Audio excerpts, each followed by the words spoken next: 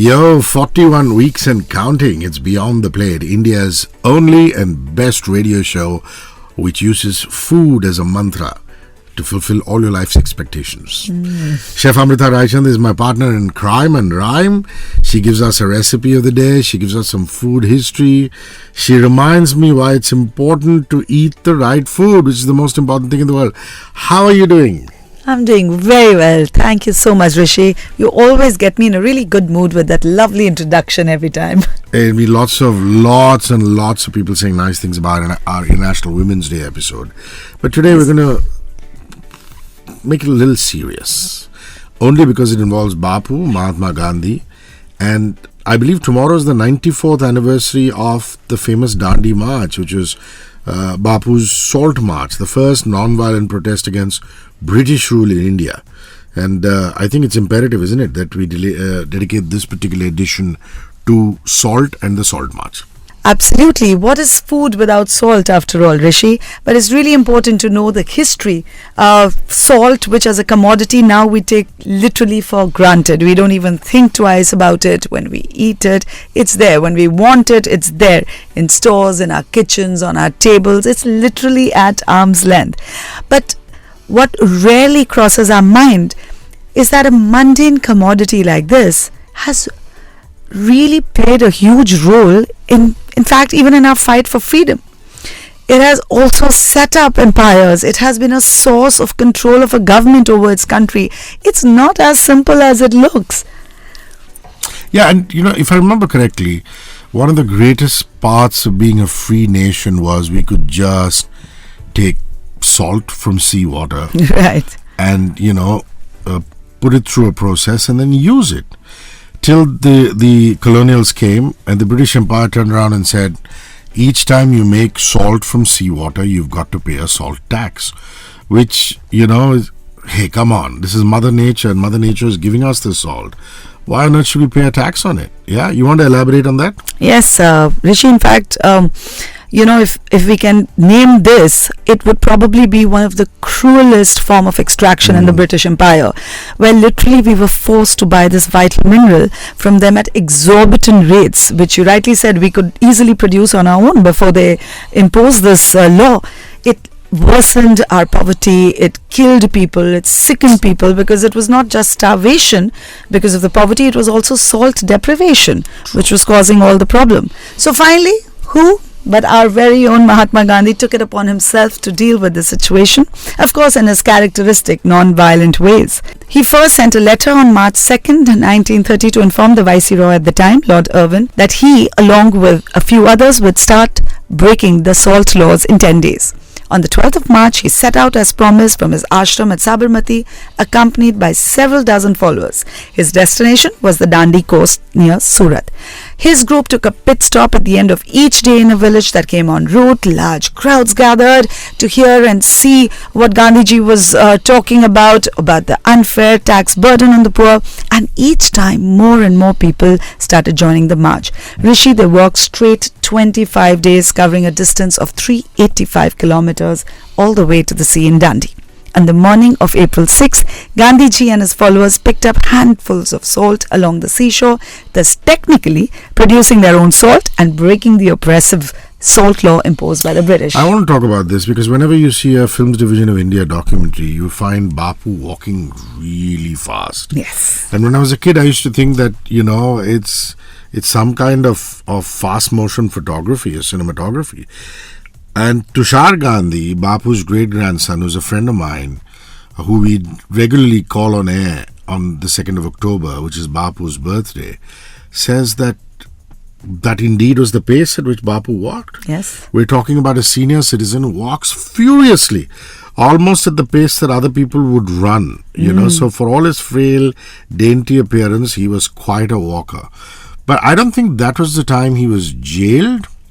Even though he broke the tax, I think what really peeved the colonials is that Bapu very clearly told Lord Irwin, I'm going to take another salt march, go to the Dharasana salt works. Yes. And that's when the colonials turned around and said, if we don't rein him in now, it's going to be a problem for the British Empire.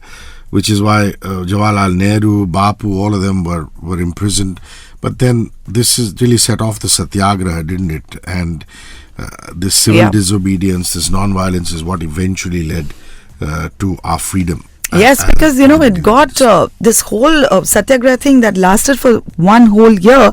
It garnered widespread support for Gandhiji among the Indian population across the world as well. But what it did was it got the British terrible publicity and embarrassment, which finally prompted Lord Irwin to release Mahatma Gandhi and come to the negotiation table with him.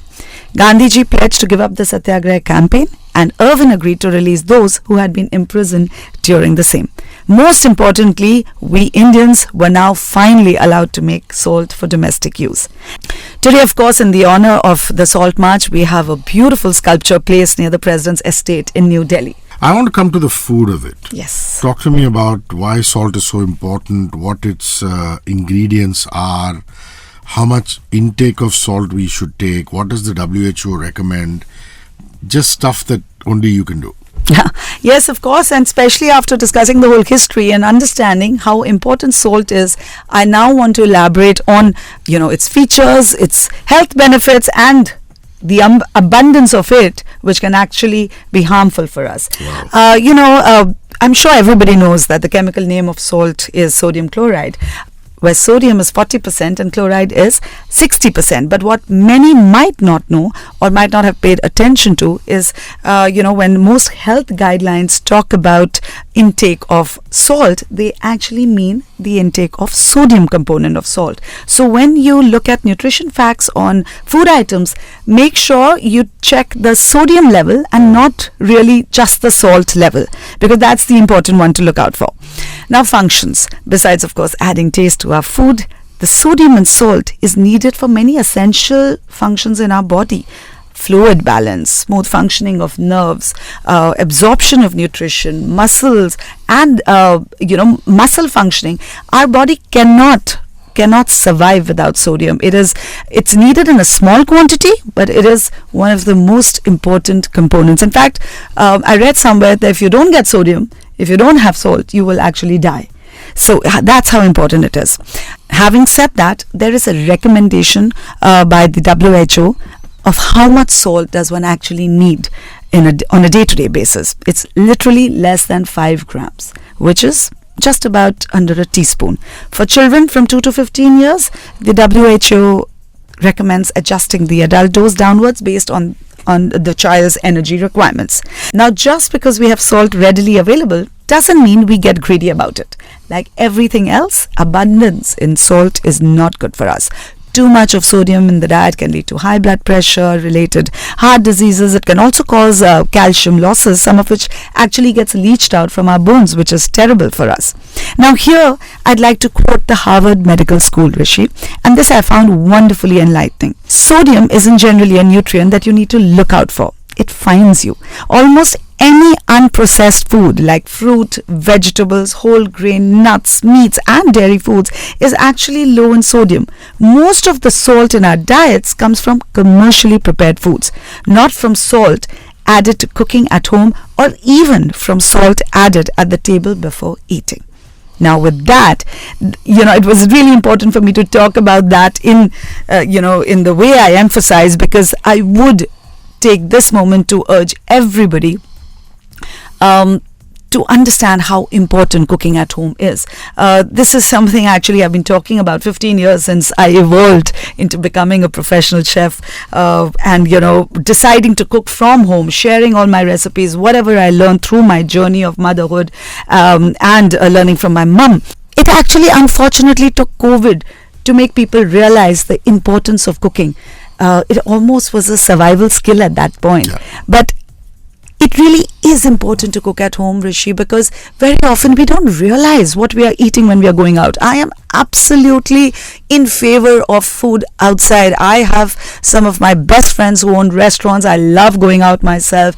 I love eating street food at times. I order in also. But the problem is when that becomes a necessity, it becomes a need and not a treat.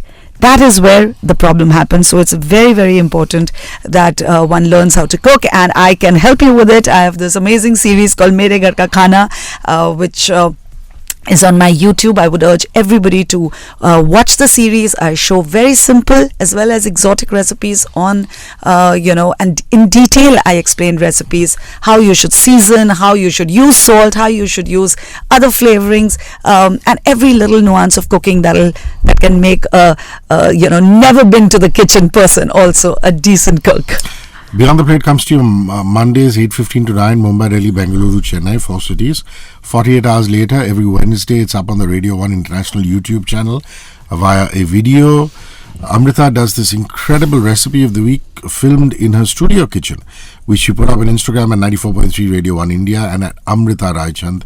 For some amazing, flavorful food, cooking, nutrition and talk, it's Chef and Beyond, which is Amrita's YouTube channel. And of course, at the end of the show is the Ask Amrita section. 9833-943-943, 9833-943-943. Any question related to food, nutrition, recipes, feel free to ask. And now it's the recipe of the day. One of you whose persistence has paid off. You asked this question on the WhatsApp line, and Amrita has decided to use it to make her recipe of the week. This is Deanne. What are some flavorful herbs and spices that can be used to season baked potato dishes without adding the extra calories, Amrita? So first things first, Deanne, flavorings and spices never add calories. They only add that. They just flavor the food. The problem is why extra calories happen is the way in which you cook, where you cook. Now, even fried things, as a matter of fact, when you make them at home, they're not so fattening, because what is frying? It's flash cooking, right? You throw the thing into hot oil, you take it out within a few seconds, you add it to an absorbent paper, all the excess oil is leached out of it, and what you have is nice, perfectly crunchy stuff. But when you eat the same fried food outside, where the oil has been used and reused, that's when it really becomes a problem, and it gets, even in terms of the amount of oil the food soaks in, becomes way too much than when it is cooked at home. Now, coming back to flavoring, since today we've spoken about salt, I'm going to teach you, everybody in fact, how to flavor salt as well, and then you can use the same flavored salt for any other dish you like. This is a very quick and easy technique. What you have to do is take some salt. I usually like to use coarse salt for this, kosher salt. You throw in some mint leaves and you add a bit of lemon juice. Then you grind all of this together in a mixer jar. It'll be pasty, don't worry. Take a baking pan or a baking tray and you spread this mixture out. And then you put this in the oven at about 90 degrees, not very high temperature. And you leave it for about 15 to 16 minutes. This entire mixture becomes dry. All the moisture from the mint evaporates. What you're left with is dry, minty salt, which you can add in to anything you like. Welcome to the Ask Amrita section. You asked on 9833-943-943, and here she is answering. Shruti, what is your take, Amrita, on prenatal vitamin supplements? Or should one just get most of the vitamins and minerals by eating a healthy, varied diet? So, supplements via powder and pills, or supplements via eating a healthy, varied diet? See, this is an answer which your gynecologist will be much better off answering, depending on your current state of energy levels and the kind of pregnancy you're having. Your doctor will prescribe that. If you ask me, I did definitely take a few supplements along with paying extra attention to my diet as well. I actually have a very interesting playlist on pregnancy and post-pregnancy foods on my YouTube channel. Please do check it out if you want some exciting recipes through this journey, and all the best to you. Lovely. And we're going to see you back on Beyond the Plate next week. Chef Amrita Raichand and me, Hrishi K. Thanks for your time. This was lovely. Bye-bye. Bye-bye. 94.3 Radio 1.